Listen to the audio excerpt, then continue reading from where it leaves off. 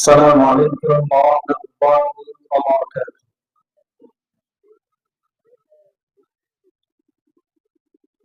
الحمد لله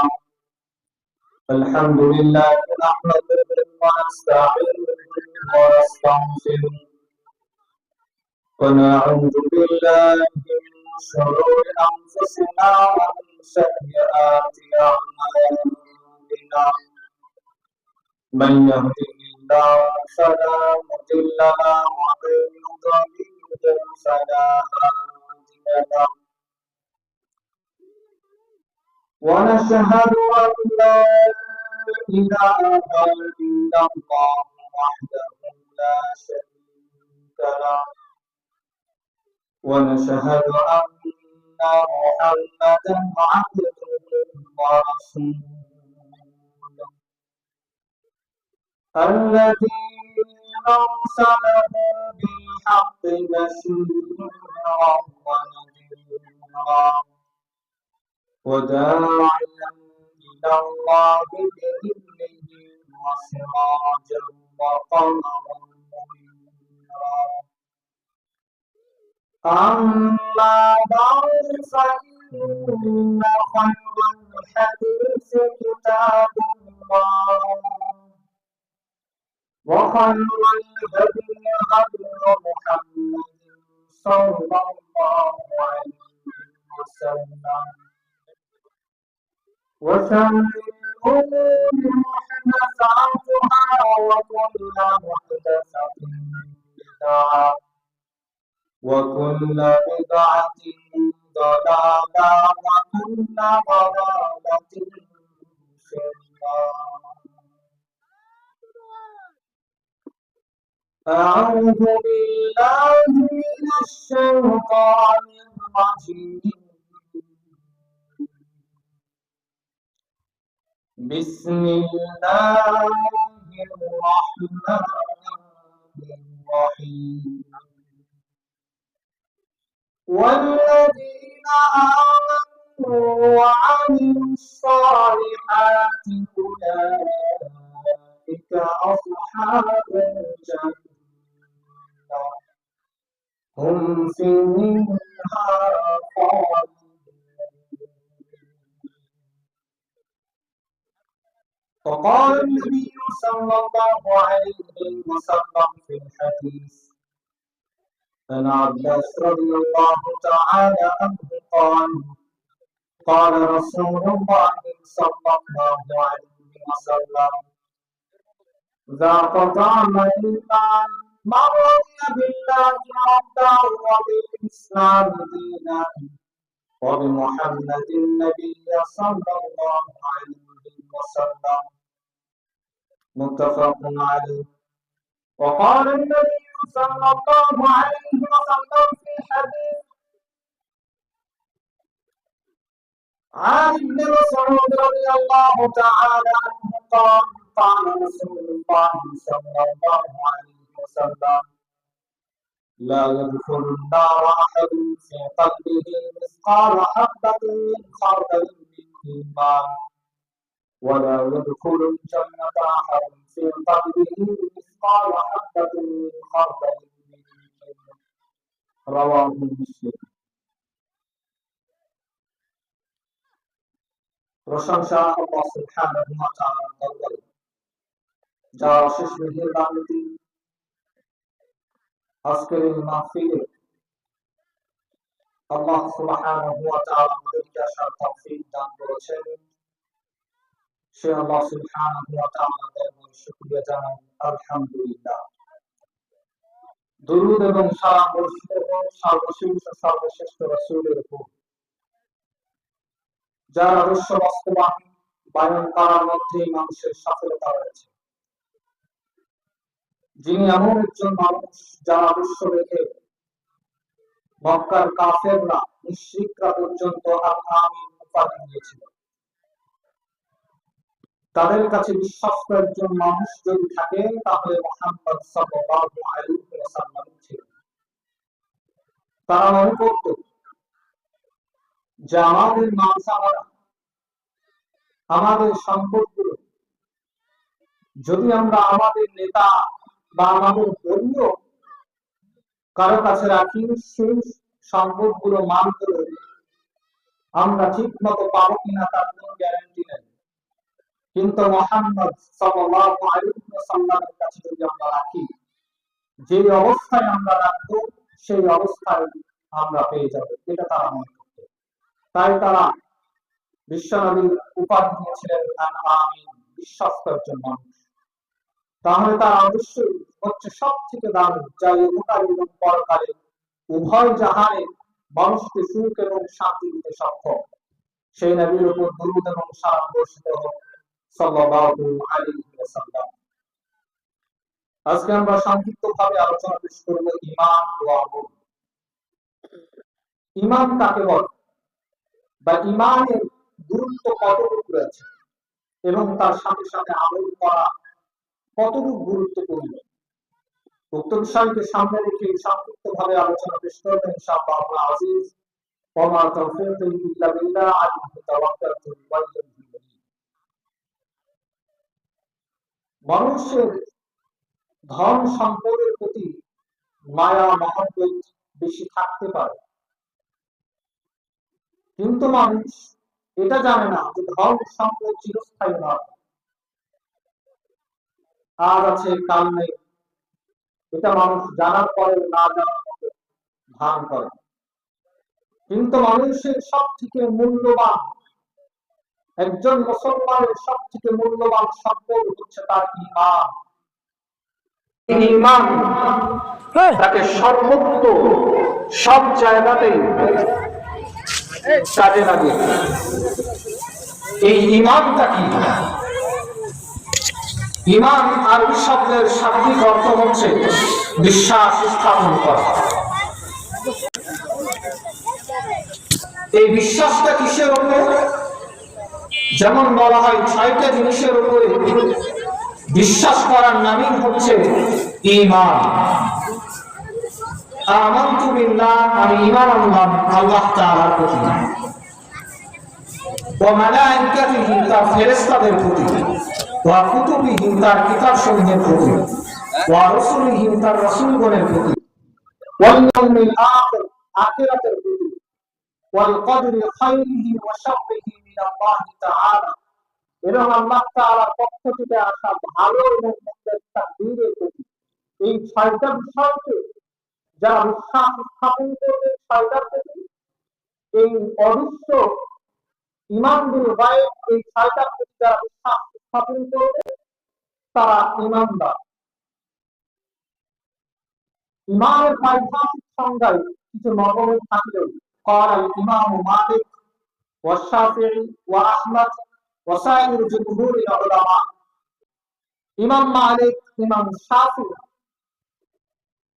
ইমাম আহমদ সহ জমহুর উলামায়ে নিকট ঈমান সংজ্ঞা হলো যে ইন্নাল ঈমানা হুয়া তাসদীকু বিল কলব, ঈমানটা হলো অন্তরে বিশ্বাস স্থাপন করা, ওয়া ইকরার বিল লিসান, মুখ দিয়ে জবান দিয়ে উচ্চারণ করা, স্বীকৃতি দেওয়া, সাক্ষ্য প্রদান করা, ওয়া আমাল বিল আরকান বিমা'না ওয়া আমাল বিল জাওয়ারিহ, তথা আমলে বাস্তবায়ন করা, আমল করা।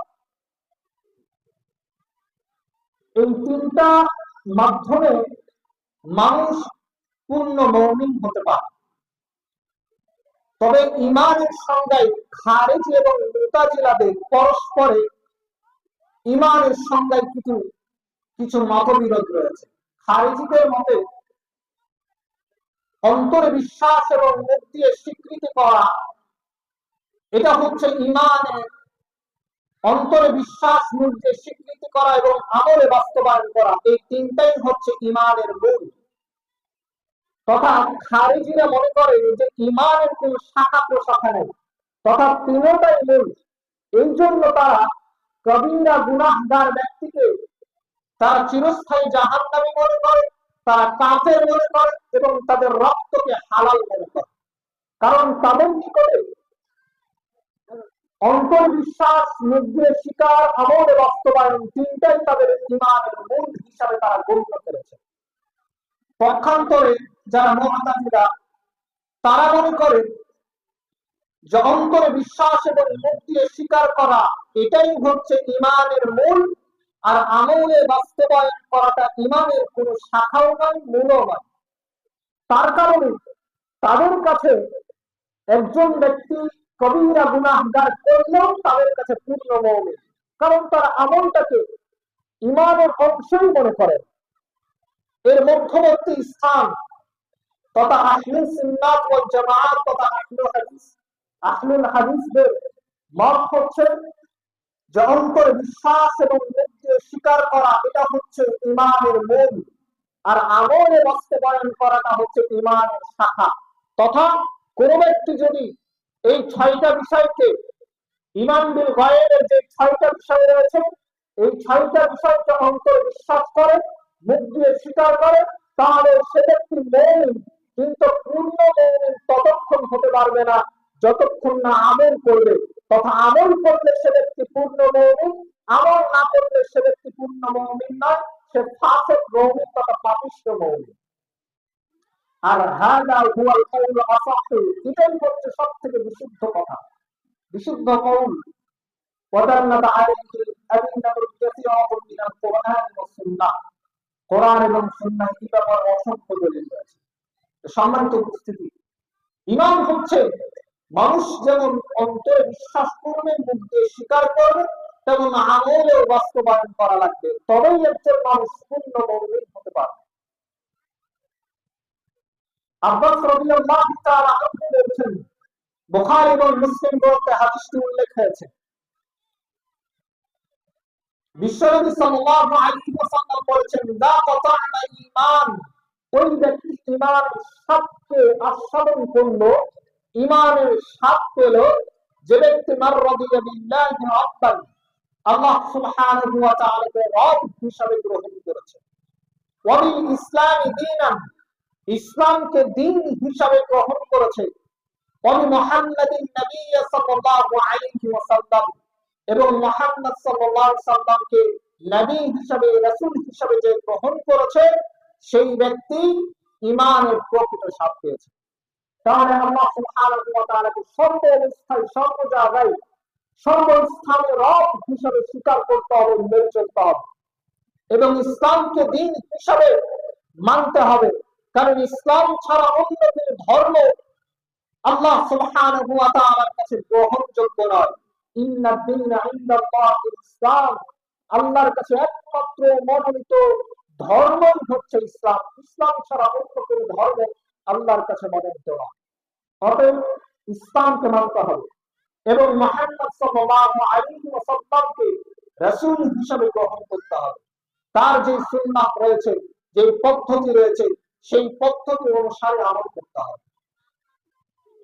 ঈমানের কতটা, মুসলিম গ্রন্থে একটি হাদিস এসেছে, ইবনে মাসউদ রাদিয়াল্লাহু তাআলা আনহু বলেছেন যে লা ইয়াদখুলুন নার আহাদুন, কোন ব্যক্তি জাহান্নামে যাবে না, ফি কলবিহি মিসকাল হাববাতিন মিন খারদালিন মিন ঈমান, যে ব্যক্তির অন্তরের মধ্যে বিন্দু পরিমাণ, সরিষাদানা পরিমাণ ঈমান থাকবে। তথা কোন ব্যক্তির মধ্যে যদি সরিষাদানা পরিমাণ ঈমান থাকে, আল্লাহ সুবহানাহু ওয়া তাআলা তাকে তার বদ আমলের কারণে শাস্তি যদিও দেন, তবুও তাকে তার ঈমানের কারণে জাহান্নাম থেকে উঠিয়ে জান্নাত প্রদান করবে। সুবহানাল্লাহ ওয়া বিহামদিহি, এটা হচ্ছে ঈমানের পাওয়ার। পরের অংশে বিশ্বনবী বলছেন, ওয়ালা ইয়াদখুলুল জান্নাতা আহাদুন ফি কলবিহি মিসকাল হাববাতিন মিন খারদালিন মিন ঈমান, আর যার অন্তরের মধ্যে বিন্দু পরিমাণ, সরিষা দানা পরিমাণ অহংকার থাকবে, সে ব্যক্তি জান্নাতে প্রবেশ করবে না। তাহলে অহংকারটাও মারাত্মক বিষয়, জাহান্নামে যাওয়ার ধাপ হয়ে জান্নাতে যাওয়ার ধাপ হয়ে দাঁড়াবে। জান্নাতে যেতে পারবেন না অহংকার যদি থাকে। তাই অহংকার থেকে আমাদের অবশ্যই মুক্ত থাকার প্রয়োজন। বিশ্বনবী সাল্লাল্লাহু আলাইহি ওয়াসাল্লাম আরো বলেছেন, তিরমিজি এবং ইবনে মাজাহ গ্রন্থে হাদিসটি উল্লেখ হয়েছে, বিশ্বনবী সাল্লাল্লাহু আলাইহি ওয়াসাল্লাম বলেছেন, ওয়া'দানি রাব্বি আইয়ুদখিলাল জান্নাতা মিন উম্মতি ৭০ আলফান, আমার উম্মতের মধ্য থেকে আমার রব, আমার স্রষ্টা, আমার প্রতিপালক আমার সাথে ওয়াদা করেছে যে আমার উম্মতের মধ্য থেকে ৭০,০০০ মানুষকে তিনি বিনা হিসাবে জান্নাত দিবেন। লা হিসাবা আলাইহিম ওয়ালা আযাবা, ওই সমস্ত মানুষদের, ওই 70,000 মানুষদের কোনো হিসাবও হবে না, কোনো শাস্তিও হবে না। তারা বিনা হিসাবে, বিনা শাস্তিতে আল্লাহ সুবহানাহু ওয়া তাআলা 70,000 মানুষকে জান্নাত প্রদান করবেন। এরপরে অংশে ঈশ্বরী বলছেন, মা করলে আলফিন সাবাআনা আলফা, ওই যে 70,000 মানুষকে আল্লাহ সুবহানাহু ওয়া তাআলা বিনা হিসাবে জান্নাত প্রদান করলেন, ওই 70,000 মানুষের সাথে আরো 70 করে হাজার মানুষ তিনি বিনা হিসাবে জান্নাত প্রদান করবেন। সুবহানাল্লাহ। প্রথম চান্সে 70,000 মানুষকে জান্নাত দিবেন, এরপরে ওই প্রত্যেক হাজারের সাথে আরো 70 করে হাজার মানুষকে জান্নাত প্রদান করবেন। এরপরে ঈশ্বর বলছেন, আমার রব, আমার স্রষ্টা, আমার প্রতিপালক আরো 3 অঞ্চল মানুষ, 3 খাবার মানুষকে তিনি জাহান্নাম থেকে উঠিয়ে কিয়ামতের মাঝে জান্নাত প্রদান করবেন। এক অঞ্চলিতে আল্লাহ সুবহানাহু ওয়া তাআলার এক অঞ্চলিতে কত মানুষ জান্নাতে যাবে তা কল্পনা করা সম্ভব নয়। অতএব যার মধ্যে পরিমাণ ঈমান থাকবে, ঈমান যদি বিশুদ্ধ হয় ইনশাআল্লাহ তার কারণে সে জান্নাত পাবে, আর ঈমান যদি বিশুদ্ধ না হয় তাহলে জান্নাত পাওয়া সম্ভব নয়। সম্মানিত উপস্থিতি, জান্নাতে যাওয়ার সবচেয়ে বড় মাধ্যম হচ্ছে ঈমান। মানুষের ঈমান যখন বাড়বে তখন মানুষের পাপ কমে যাবে, আর যখন মানুষের পাপ বেড়ে যাবে তখন মানুষের ঈমানটা কমে যাবে। কারণ ইয়াজিদু বিত-তাআ ওয়া ইয়ানকুসু বিল-মাসিয়া, মানুষ যখন সৎ আমল করে তখন মানুষের ঈমান বেড়ে যায়, আবার যখন মানুষ বদ আমল করে সেই বদ আমল করার কারণে মানুষের ঈমান কমে যায়। তাই আমাদের বেশি বেশি সৎ আমল করতে হবে। এক সাহাবী জিজ্ঞাসা করছে, ইয়া রাসূলুল্লাহ, ঈমান, ঈমানটা কি? বিশ্বনবী বললেন, ইদা সাররাকা হাসানাতুক ওয়া সাআতুকা সাইয়্যাতুক, যখন তুমি দেখবে যে তোমার ভালো আমলগুলো, সৎ আমলগুলো, নেকির কাজগুলো তোমাদেরকে আনন্দ প্রদান করছে, তোমার অন্তরে প্রশান্তি জাগাচ্ছে, এবং তোমাদের বদ আমলগুলো, তোমার খারাপ আমলগুলো, পাপের কাজগুলো তোমাকে অনুতপ্ত করছে, খারাপ লাগাচ্ছে, তোমার অন্তরকে অস্থির করে তুলছে, বুঝবে তখন তোমার মধ্যে ঈমান আছে, তুমি হচ্ছ মুমিন। তার ঈমান ছাড়া একটা অন্যতম মাধ্যম হচ্ছে যে মানুষ যখন ভালো কাজ করবে তখন তার অন্তরে প্রশান্তি আসে, ভালো লাগবে, আর যখন পাপের কাজ হয়ে যাবে, এই পাপ হয়ে যাওয়ার কারণে তার অন্তরে একটা অস্থিরতা কাজ করবে। কেন পাপটা হলো, আমি পাপ কেন করলাম, আমার করা উচিত হয়নি, আল্লাহর কাছে তওবা করতে হবে, এরকম অস্থিরতা কাজ করবে। কিন্তু আজকে সমাজে দেখা যায় যে মানুষ হাজার হাজার পাপ কাজ করে, সারাদিন পাপ কাজের সাথে লিপ্ত আছে, অথচ কোনো মানুষের খারাপ লাগে না। নামাজ পড়ি, অথচ নামাজ পড়ে আমাদের প্রশান্তি আসে না, নামাজ পড়ে আমরা আমাদের অন্তরকে শান্ত করতে পারি না, অন্তরে প্রশান্তি নিয়ে আসতে পারি না, তাহলে আমাদের ঈমান কেমন? সম্মানিত উপস্থিতি, ঈমানটা হতে হবে পরিপূর্ণ। কারণ ঈমান যদি আমি দাবি করি যে আমি মুমিন, আমি ঈমান এনেছি, সেই ঈমানের কোনো দাম নেই। প্রকৃতপক্ষে ঈমানদার হতে হবে। কারণ আল্লাহ সুবহানাহু ওয়া তাআলা বলেছেন যে ওয়ামিনান নাসি মান ইয়াকুলু আমান্না বিল্লাহি ওয়া বিল ইয়াউমিল আখির ওয়া মা হুম বিমুমিনিন। মানুষের মধ্যে এমন কিছু মানুষ রয়েছে যারা বলে যে আমরা আল্লাহ তাআলার প্রতি ঈমান আনলাম এবং আখিরাতের প্রতি ঈমান আনলাম, কিন্তু আল্লাহ বলেছেন ওয়া মা হুম বিমুমিনিন, ওই সমস্ত মানুষরা মুমিন না। কারণ ওয়ালা ইউমিনু আকসারুহুম বিল্লাহি ইল্লা হুম মুশরিকুন, অধিকাংশ মানুষ রয়েছে যারা ঈমান আনার পরেও মুশরিক। তাহলে ঈমান দাবি করার বিষয় নাই। ঈমান বিল গায়ব যদি ঈমান বিল গায়বের প্রতি যদি আমাদের আস্থা, বিশ্বাস এবং ঈমান বিল গায়ব যদি আমাদের মজবুত হয়,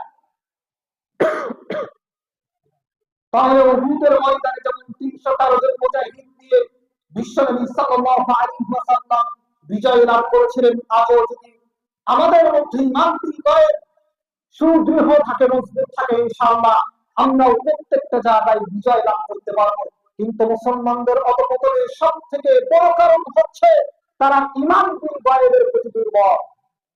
সেই বদরের ময়দানে মুসলমানদের মাত্র 313 জন মুজাহিদ, কাফেরদের 1000 সৈন্যবাহিনী, মুসলমানদের তরবারি, ঘোড়া, উট সবকিছুই কম রয়েছে। মাত্র 2টি ঘোড়া, 70টি উট। অপরপক্ষে কাফেরদের 200টি ঘোড়া এবং অসংখ্য উট ছিল। মুসলমানরা শারীরিকভাবে অনেক দুর্বল ছিলেন।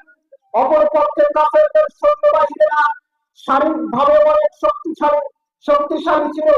অথচ আল্লাহ সুবহানাহু ওয়া তাআলা সেই সময় তাদের ঈমানের কারণে, ঈমান বিল গায়বের প্রতি আস্থা, বিশ্বাস, ভালোবাসা থাকার কারণে আল্লাহ সুবহানাহু ওয়া তাআলা সেই বদরের ময়দানে ফেরেশতা দিয়ে সহযোগিতা করে মুসলমানদেরকে বিজয় দিয়েছেন। আজও যদি মুসলমান ঈমান বিল গায়বকে মজবুত ভাবে আঁকড়ে ধরে রাখতে পারে, ঈমান বিল গায়বের প্রতি আস্থা বিশ্বাস রাখতে পারে, ইনশাআল্লাহ আজও আল্লাহ সুবহানাহু ওয়া তাআলা মুসলমানদেরকে বিজয় দিবেন। কিন্তু মুসলমানরা ঈমান বিল গায়বের প্রতি আস্থা বিশ্বাস খুব কম। যেমন আমরা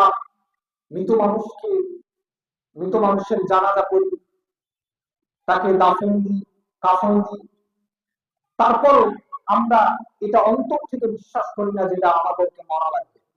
আমরা দেখি, তার জন্য আমাদের মনে হয় যে আমাদেরকে মৃত্যুবরণ করতে হবে। কিন্তু আসলে যদি আমরা এটা ভাবতাম, চিন্তা করতাম যে আসলে আমাকে মৃত্যুবরণ করা লাগবে, এটা অন্তর থেকে ভাবলে একজন মানুষ নামাজ ছাড়া থাকতে পারত না, পাপ কাজে লিপ্ত হওয়ার কোনো সুযোগ থাকতো না। তেমনি মানুষ মুখ দিয়ে বলে যে আমার ঈমান আছে, আমি মুমিন, আমি পূর্ণ মুমিন, কিন্তু সে আসলে অন্তর থেকে সে পূর্ণ মুমিন নয়। কারণ পূর্ণ মুমিন কখনো পাপে লিপ্ত হতে পারে না। যদিও পাপ হয়ে যায়, তওবা করে আল্লাহর দিকে ফিরে আসে। অসংখ্য মানুষ রয়েছে যারা বলে যে আমরা নামাজ না পড়লে কি হবে, আমাদের ঈমান ঠিক আছে। তারা নামাজ না পড়লে কি হবে, তাদের ঈমান ঠিক আছে, এটা তারা বলে। কিন্তু মানুষ যদি পূর্ণ মুমিন হতে চায়, নামাজ তার জন্য জরুরি। নামাজ সহ সমস্ত ইবাদত তার জন্য জরুরি। সমস্ত ইবাদতের দিকে তাকে ফিরে আসতে হবে, সৎ আমল করতে হবে। কারণ ঈমান এবং সৎ আমলের কারণে আল্লাহ সুবহানাহু ওয়া তাআলা মানুষদেরকে জান্নাত প্রদান করবেন। কারণ আল্লাহ তাআলা বলেছেন যে ওয়াল্লাযীনা আমানু ওয়া আমিলুস সালিহাত, যারা ঈমান এনেছে এবং সৎ আমল করেছে, উলাইকা আসহাবুল জান্নাহ হুম ফিহা খালিদুন, ওই সমস্ত মানুষরাই হচ্ছে জান্নাতের অধিবাসী, সেখানে তারা চিরস্থায়ী হবে। তাই আসুন আমরা আমাদের ঈমানকে মজবুত করি, ঈমানকে চাঙ্গা করি। তাহলে মুসলমান যে আজকে পৃথিবীতে তাদের দাম নাই, মর্যাদা নাই, মূল্যহীন, মুসলমান যদি ঈমানের প্রতি, ঈমান বিল গায়বের প্রতি সুদৃঢ় হতে পারে, মজবুত হতে পারে, ইনশাআল্লাহ আজও মুসলমানদের বিজয় আসবে। তাই আল্লাহ সুবহানাহু ওয়া তাআলা আমাদের ঈমানকে মজবুত করার তৌফিক দান করুন এবং আমলে সালেহ সৎ আমল করার তৌফিক দান করুন। আমরা বলছি আল্লাহুম্মা আমিন। এবারে আমার আলোচনা এখানে শেষ করছি। সুবহানাকাল্লাহুম্মা ওয়া বিহামদিক, আশহাদু আল্লা ইলাহা ইল্লা আনতা, আস্তাগফিরুকা ওয়া আতুবু ইলাইক। আসসালামু আলাইকুম।